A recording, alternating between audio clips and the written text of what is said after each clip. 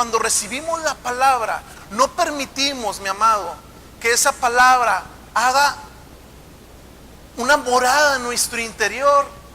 Pasan los días, desechamos esa palabra y lo único que podemos decir es: pastor, su intento fue muy bueno. Espíritu Santo, muy buen intento. Dios, muy buen intento.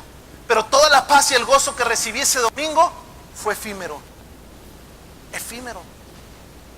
Se perdió, se desvaneció. ¿Por qué? Porque no tuve la capacidad de retener la vida misma de Dios. ¿Y a qué te quiero llevar con todo esto? Poniendo nuevamente como base ese pasaje de: mi amado, yo quiero que prosperes en todas las cosas como prospera tu alma.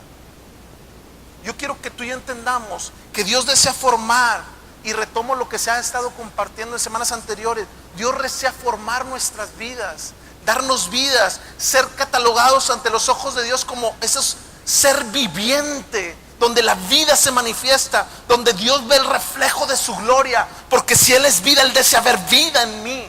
Él no solo desea ver cosas externas, Él no solo desea ver la estatura, Él no solo desea ver el parecido. Dios le decía a Samuel: Samuel, cuando escojas a mi siervo David, no veas su parecido, ve su corazón, a ver si hay vida.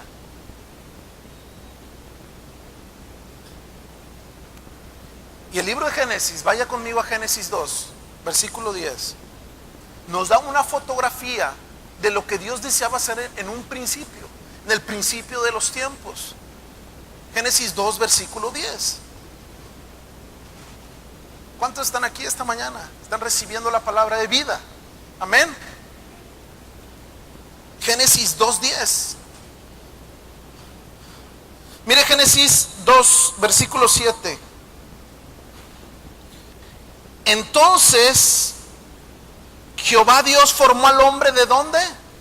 Del polvo de la tierra, y sopló en su nariz aliento ¿de qué?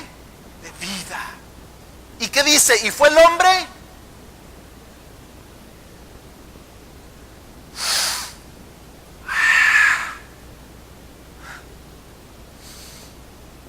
su palabra se manifestó. Pero nosotros cuando vemos este pasaje en el Génesis 2, y si usted va a Génesis 1, dice la palabra en Génesis 1: y formó Dios al hombre a su imagen y semejanza. Está hablando de la creación del ser espiritual, porque está hablando de una imagen y semejanza de Dios, porque Dios es espíritu. Pero aún no había creado ese vaso donde Dios iba a depositar su espíritu. Y es hasta Génesis 2 donde la palabra dice: y del polvo de la tierra Dios formó el cuerpo, Dios formó el vehículo. Y cuando Dios le dio forma a ese vehículo, dice la palabra que sopló vida. Ahora hago un paréntesis aquí. Está comprobado científicamente que la tierra, cuando dices del polvo de la tierra, los elementos químicos que la conforman, hierro, zinc, gases, está comprobado científicamente que tu cuerpo y mi cuerpo físico tienen los mismos elementos químicos de la tierra. Dice la palabra: y formó Dios, formó el cuerpo, el vehículo, y cuando le dio forma, sopló la palabra viva de Dios, sopló el Hijo, se internalizó el Hijo en mi ser. ¿Y qué dice? Y fue el hombre un ser viviente. Wow. Dios había hecho al hombre en espíritu, y llegó el momento donde Dios tuvo que formar ese vaso, ese vehículo, darle forma al hombre para que con el soplo se gestara el alma, para que el alma fuera constituida y fuera creada por la palabra misma de Dios en el orden correcto. Y cuando se fusionó la palabra con el cuerpo y se gestó el alma y fue el ser, un ser tripartita, y fue Dios cuando declaró: este es un ser viviente. Pero hasta ahí vemos algo interesante. ¿Por qué es interesante todas estas bases? Déjeme decirle por qué es interesante. Es interesante porque cuando usted lee los versículos anteriores, se da cuenta de la importancia de ser formado por las manos de Dios.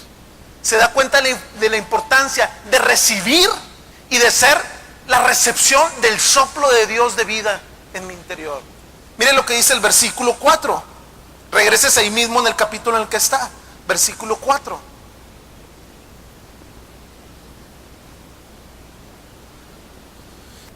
Estos son los orígenes de los cielos y de la tierra cuando fueron creados. El día que Jehová Dios hizo la tierra y los cielos, versículo 5, y toda planta del campo antes que fuese en la tierra, y toda hierba del campo antes que naciese, porque Jehová, ¿qué? Dios, aún no había hecho llover sobre la tierra, ni había, ¿qué? Hombre para que labrase la tierra, sino que subía de la tierra un vapor, el cual regaba toda la faz de la tierra. Wow. Y luego que dice, entonces, como Jehová no había hecho llover, ¿por qué no había hecho llover? Porque no había un hombre. Jehová mandaba un mantenimiento temporal para que cuando fuera formado un hombre hecho y derecho, un Carlos, no una Carla, cuando en esa formación de espíritu, un alma genuina, estada por la palabra de vida de Dios, en el cuerpo de la vida del hombre, Dios hiciera llover. ¿Qué te digo con esto? Dios no puede mandar su lluvia hasta en tanto no haya un hombre productivo, produzca los frutos en la tierra.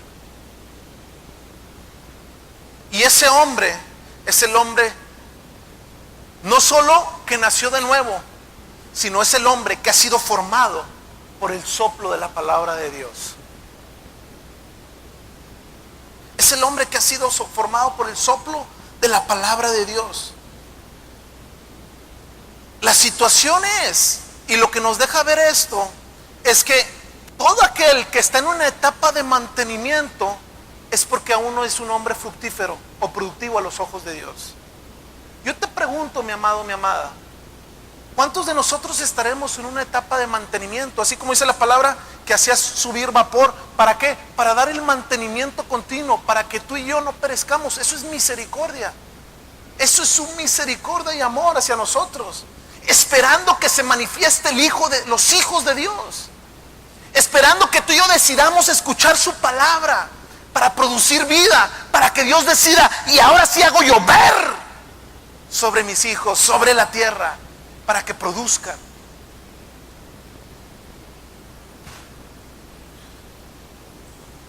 Entonces, si no hay un hombre productivo en su vida aún, es porque usted y yo no hemos decidido que nuestra alma vaya prosperando. No sé si me estoy dando a entender todas las bases que estoy estableciendo. Si yo deseo que prospere mi alma, yo tengo que entender que yo tengo que ser formado por su palabra, que yo tengo que recibir vida de su soplo. Y cuando yo recibo, Dios hace llover sobre mi vida, sobre mi alrededor. Es lo que nos dice el libro de Levítico. Levítico 26:3. Si anduvieses en mis decretos, en mi palabra, en mis mandamientos, y los pusieres por obra, dice Levítico 26:4, yo daré vuestra lluvia en su tiempo, pero siempre y cuando andes en mi palabra, mi amado. Y andar en su palabra es vivirla, meditarla de día y de noche. De lo contrario, ¿cómo vivimos? ¿Cuál es la razón de nuestra vida? ¿Cómo vive nuestra alma? Si tú y yo no somos alimentados y no prosperamos por la palabra genuina y viva de Dios, usted y yo viviremos una vida de impulsos. Y eso es lo que se refiere al concepto de una vida impulsiva. ¿Por qué? Porque una vida impulsiva que no vive acorde a las bases de la palabra de Dios, una vida impulsiva es una vida que no tiene planes, es una vida que se deja llevar por las circunstancias a su alrededor. No hay planes. Y como no hay planes, yo no puedo predecir lo que va a pasar en mi futuro, en el de mi familia. Y como no puedo predecir lo que va a pasar en mi futuro y mi familia porque no hay planes, yo no puedo tomar acciones correctas. Y como yo no puedo tomar acciones correctas porque no hay planes, porque no puedo predecir y no sé qué acciones tomar, yo no entiendo lo que significa causa y efecto. Y como no entiendo qué significa causa y efecto, yo vivo una vida de impulsos. Que como me hablan, reacciono. Como está mi exterior, reacciono.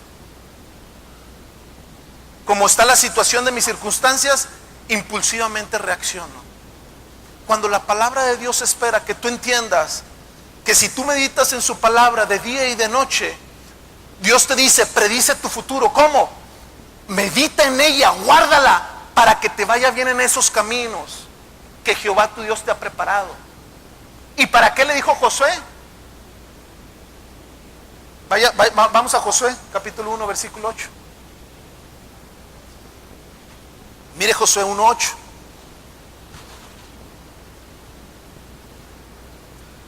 Josué 1:8. Nunca se apartará de tu boca, hijo, este libro de la ley, sino que de día y de noche meditarás en él, para que guardes y hagas conforme a todo lo que en él está escrito, porque entonces, ¿qué? Harás prosperar tu camino. Porque entonces cuando tú y yo, como Josué, entendíamos que la base y la clave cuando entramos a la tierra prometida es que yo tengo que meditar en su palabra de día y de noche y tengo que guardarla para actuar basado en ella. Yo entiendo cuál es mi futuro, yo entiendo cuál es mi camino. Y porque yo entiendo lo que meto, yo entiendo lo que siembro. Y lo que yo siembro, yo sé lo que cosecho. Entonces yo sé mi futuro y lo predigo. Yo sé hacia dónde me dirijo. Y yo sé que la causa de haber sembrado esta palabra va a generar un efecto. ¿Cuál es? Vida abundante. Vida abundante. Cristo mismo en mí, la esperanza de vida, de gloria sobre la tierra, la luz, la sal del mundo. Pero si yo vivo una vida de impulsos, donde no hay planes, donde no puedo predecir, donde no sé qué acciones tomar, donde no sé la causa y el efecto de lo que se genera, soy un hombre, un ser con un alma impulsiva. ¿Y qué es lo que sucede? Que yo vengo a la iglesia por mis impulsos, que yo no alabo si no hay algo que me impulse a alabar, que yo no oro si no hay algo que me motive e impulse a orar. Hasta que haya problemas yo me redoblo mis rodillas. Hasta que no cante bien Alejandro al frente, yo pongo a cantarme. Hasta que no canten bien, yo me pongo a cantar. ¿Por qué? Porque me muevo por impulsos. Yo no digo que no debemos de cantar bien, aunque aquí se canta precioso. No es el caso. Porque se canta la gloria a Dios. Se canta la alabanza al Rey. Y mientras sea cantos de alabanza, de gloria a mi Rey, a mi Señor, lo que sube es olor grato y genuino, sacrificio agradable a mi Dios. No sé si me estoy explicando. Entonces yo no me muevo por impulso, sino me muevo por la palabra que entiendo lo que significa la palabra viva de Dios. Y dice, entonces harás prosperar. ¿Quién hace prosperar? ¿Quién hace prosperar? Yo. Porque yo soy el que voy a hacer. Dice, medita en mi palabra de día y noche. Guárdala y actúa en base a lo que guardaste. Y cuando actúes en base a lo que guardaste, y que no es una cisterna vacía que derrama la fuente de agua viva que yo he depositado en ti, dice la palabra, tú harás prosperar tu futuro, tu camino, en todas las áreas. En todas las áreas. ¿Cuál es el problema de muchos de nosotros los cristianos? Es que ponemos la prosperidad en las manos de Dios. Queremos que Dios nos prospere y creemos que con la oración Dios va a prosperar nuestras vidas, que Dios va a prosperar en las cosas, que Dios va a llegar un hermano y te va a dar, aquí está mi hermano, usted tenía un problema, aquí está, y le dio una casa, le dio $1 millón de pesos en la cuenta del banco, le dio salud, le dio paz, le dio gozo, lo sacó. Mi hermano, puede llegar. Yo no digo que no. Dios es un Dios de milagros. Pero la manera en que Dios quiere llevar, así como quería llevar a Josué a su pueblo, era un momento donde ya no era un pueblo que vivía bajo manutención, sino que era un pueblo que vivía bajo la poderosa palabra de Dios, que entendía que la tenía que recibir, que la tenía que guardar, que la tenía que meditar de día y de noche, y que tenía que actuar basado en esa palabra. Mire lo que dice en Josué 5, versículo 12. Y Josué, entendido que tenía que meditar en esa palabra, entrando a la tierra prometida, como Dios declaró: Josué, ahora medita para que te vaya bien, para que haya prosperidad en tu casa, en tu vida, en los tuyos, en todas las áreas, en todas las áreas. Y le dice Josué 5:12, y el maná, mire lo que dice Josué 5:12, y el maná cesó el día siguiente, desde que comenzaron a comer del fruto ¿de qué? De la tierra. Y los hijos de Israel nunca más tuvieron maná, sino que comieron de los frutos de la tierra de Canaán aquel año. Ahora, si usted y yo entendemos este pasaje, Josué estaba enfrentando una situación donde entró y ahora empezó, él tenía un entendimiento que era su palabra en la que tenía que meditar, que era su palabra la que iba a producir la prosperidad de su camino, y él empezó a producir